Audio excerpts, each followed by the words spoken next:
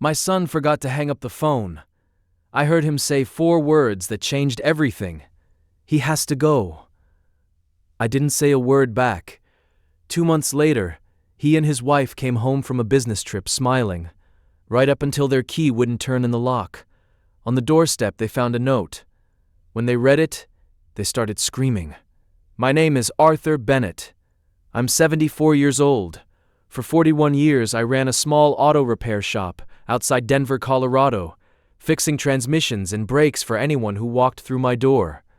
I raised one son in the house on Cedar Ridge Drive, buried my wife from that house, and always believed I would spend the rest of my life there. My son had other plans. This is the story of how I discovered those plans, and what I did before he ever had the chance to carry them out. My wife, Helen, passed away 2 years ago on a cold February morning in the bedroom we had shared for 39 years. After her funeral, the house on Cedar Ridge Drive felt far too large and painfully quiet for one old man. Some mornings I still made coffee for 2 before realizing she was gone. My son Ryan called every Sunday without fail. About 6 months after Helen's passing, he arrived at my door with his wife, Laura, and an idea that sounded like the greatest act of kindness anyone had offered me in years. "Dad, you shouldn't be living in this big house all by yourself," Ryan said, standing in my kitchen with his hands in his pockets. "Laura and I have been talking. Why don't we move in? We can help take care of things, keep you company, and save on rent while we work toward buying our own place." I remember the relief washing over me. I agreed before he had even finished speaking. Within 3 weeks, they had packed up their apartment across town and moved into the 2 spare bedrooms upstairs, the same rooms Helen and I had once dreamed would one day be filled with grandchildren. For the first few months, it truly felt like a blessing. Laura cooked dinner most evenings. Ryan repaired the gutters and mowed the lawn without ever being asked. Every Sunday we watched football together, just like we had when he was a kid. For the first time since Helen died, the house no longer felt empty. I even told my neighbor George, who lived across the street, that I was the luckiest old man in Colorado to have a son willing to look after him. I had no idea that the man smiling across the dinner table each night was already counting down the days until the house belonged to someone else, and that someone wasn't going to be me. By the 6th month, little things began to change. They were the sort of changes you ignore because you don't want to believe what they might mean. Laura started referring to the house as our place whenever she spoke to her sister on the phone. She replaced the curtains Helen had carefully chosen years earlier without asking me, saying the old ones collected too much dust. Ryan began asking more questions about money, my pension, my savings, and whether the mortgage had been paid off. It had been, completely, for years. I told myself a son should know those things. One evening over dinner, Ryan mentioned that his college friend had inherited his mother's house and sold it for nearly $900,000. "Houses around here are worth a fortune now," he said, slowly looking around my kitchen in a way that sent a strange chill through me, though I couldn't explain why. Soon afterward, Laura began inviting her friend, Michelle, a real estate agent, over for coffee. At the time, I believed she was simply being friendly. Much later, I learned Michelle had quietly estimated the value of my house for them, without my knowledge. Looking back now, every piece fits together perfectly. But back then, all I saw was a son and daughter-in-law building a life with me, while an old widower felt grateful not to be alone. Remember that feeling of trust? It's what made the truth so devastating when I finally understood what had been happening beneath my own roof. Around the 8th month, Ryan began saying things like, "Dad, you've been forgetting a lot lately," even when I hadn't forgotten anything at all. One Tuesday I misplaced my reading glasses, something I'd done countless times throughout my life. By dinner, Ryan was telling Laura, while I sat right there, that he was worried about my memory. I laughed and said, "Everybody loses their glasses once in a while." Ryan didn't smile. Soon he insisted on driving me to my regular doctor's appointments, despite the fact that I had been driving safely for more than 50 years. During every visit, he would sit beside me and ask Dr. Carter pointed questions about memory loss, cognitive decline, and the early warning signs of dementia. The questions kept coming, questions I had never asked for and certainly didn't need answered. A few days later, Laura began leaving brochures on the kitchen counter. They featured smiling seniors sitting in sunny gardens, with names like Silver Oaks Residence and Maple Grove Living printed across the front. When I asked what they were for, she smiled warmly. "Oh, they're just something I picked up in case we ever need them someday, Arthur." Someday. That single word stayed with me. I didn't argue. I didn't want to become the suspicious old man imagining the worst about his own family because of a few glossy pamphlets. So I stayed quiet. I thanked them for caring. But another part of me, the part that had spent more than 4 decades dealing with dishonest customers and reading people before they spoke, began paying attention to every conversation, every glance, and every unusual question. Everything changed on a Thursday afternoon in April. I was out in the garage searching for an old socket wrench when I heard Ryan's voice drifting from the kitchen through the half-open door. He was on the phone. His voice was low, hurried, and confident. The voice of someone convinced nobody else was listening. "No, listen," he said. "The doctor already documented that his memory is getting worse. That's exactly what we needed." Once he's settled into Silver Oaks, the legal process becomes much easier. We're not abandoning him. We're just making sure he gets the care he needs while we're both working.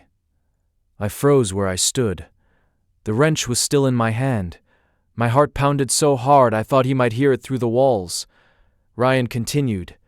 "Michelle already estimated the property. In this market, we could get close to $900,000, maybe even more if we list before autumn." He paused to listen before chuckling. Then he said the 4 words that changed everything. "He has to go." "It's nothing personal," Ryan added. "It's simply what makes the most sense for everyone." I stood there in complete silence. After a moment, I quietly returned the wrench to the toolbox, slipped out through the backyard, and sat on the porch as if nothing had happened. But everything had changed. I wanted to storm into the kitchen and ask my own son how he could speak about his father as though I were an unwanted piece of furniture. Instead, I stayed calm. Running a business for 41 years had taught me that when someone is trying to deceive you, anger only warns them they've been discovered. Silence reveals much more. That evening I sat across from Ryan and Laura, enjoyed dinner as though it were any other night, and asked Ryan how work had been. I never mentioned the phone call. I never mentioned the retirement home. I never mentioned the house. That night I didn't sleep. I lay awake replaying every conversation from the past several months, every brochure, every question about my savings, every doctor's appointment Ryan insisted on attending, every casual comment about property values. For the first time, all the pieces fit together. Around 3 o'clock that morning, lying in the same house where I had raised my son and spent nearly 4 decades with Helen, I made a decision. I wouldn't argue. I wouldn't accuse anyone. Before they made a single move against me, I was going to learn exactly where I stood. The following Monday, I told Ryan I had a medical appointment across town. Instead, I drove my old Ford pickup to meet attorney Emma Collins, whose office sat above a neighborhood bakery. She listened carefully as I explained everything: the overheard conversation, the retirement brochures, the questions about my finances, and my growing concerns. When I finished, she checked the county property records. "Mr. Bennett," she said, "this home belongs entirely to you. Your name is the only one on the deed. Unless you've signed legal documents giving someone authority over your affairs, nobody can sell this property, move you into a care facility, or control your finances." Then she asked a question that sent a chill through me. "Has anyone recently asked you to sign paperwork they described as routine?" Immediately I remembered. 2 weeks earlier, Ryan had left a stack of documents on the kitchen table, saying they were updated insurance forms that simply needed my signature. I had never gotten around to signing them. Emma asked me to bring the papers to her office. 3 days later, she confirmed my worst fear. They weren't insurance forms at all.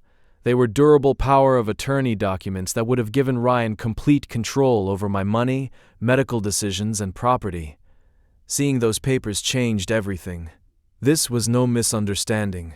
Someone had tried to trick me into surrendering control of my entire life. Emma explained every legal option available to me and introduced me to a trusted real estate agent named Olivia Parker, who specialized in confidential property sales. When we met, I told her I wanted to sell my house without Ryan or Laura finding out until everything was finalized. She didn't ask questions. She simply nodded and told me that homes in my neighborhood were selling quickly. She believed mine could easily bring nearly $900,000. Over the next several weeks, I quietly opened a new bank account, rented a post office box for my mail, and met Olivia every Thursday afternoon while Ryan and Laura believed I was attending physical therapy appointments. For the first time in months, I felt as though I had regained control of my own future. To avoid raising suspicion, I even agreed to tour Silver Oaks residence with Ryan and Laura. I smiled politely. I admired the dining room. I complimented the gardens. I thanked the staff for their hospitality.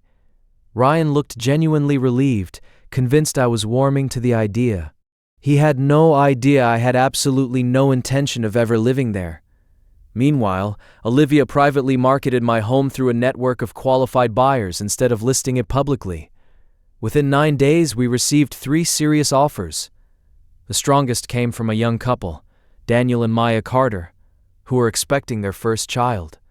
As they walked through the backyard, smiling at the old maple tree where Ryan had spent countless afternoons throwing a baseball with me, I realized something unexpected. For the first time in a very long while, that house felt ready to begin a new chapter, even if my son would never see it coming. The offer arrived 3 days later. It was straightforward, generous, and exactly what my attorney had hoped for.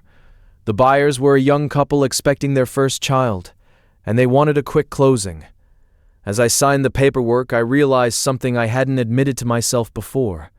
I wasn't running away. I was choosing my own future. For months, my son had quietly planned my life without ever asking what I wanted. Now, for the first time in a long while, every decision belonged to me. A week later, Ryan came home excited about a business conference he and Laura would be attending in another state. "It'll only be a week," he said.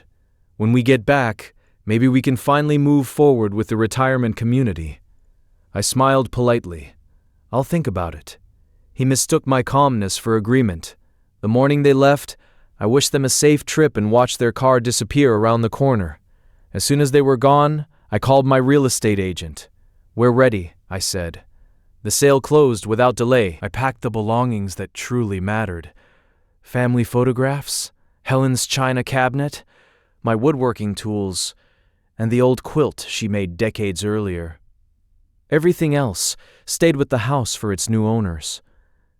Before leaving, I walked through each room one last time. Every wall held a memory.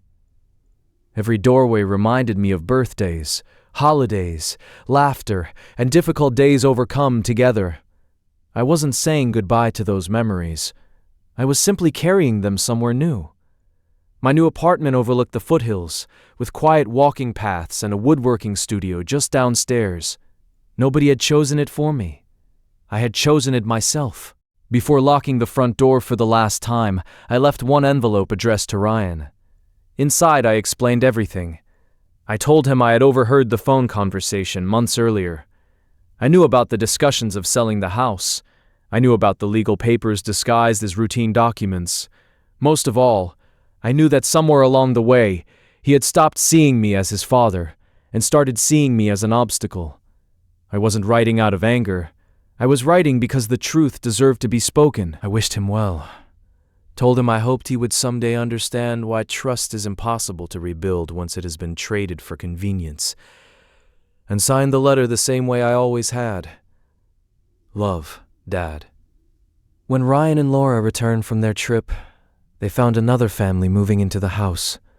Confused, they searched for answers until they discovered my letter. Their phone calls began almost immediately. I let them ring for several days. Eventually, I answered. Ryan apologized. He blamed financial pressure, poor decisions, and fear about the future. I listened without interrupting. When he finished, I quietly said, "I believe people can change, but change begins with honesty." I explained that I had made my decision not because I wanted revenge, but because I wanted to protect my independence before someone else took it away. "I still love you," I told him. "That will never change, but love doesn't require me to surrender my dignity." There was a long silence. Before ending the call, I told him my new address would remain private for now.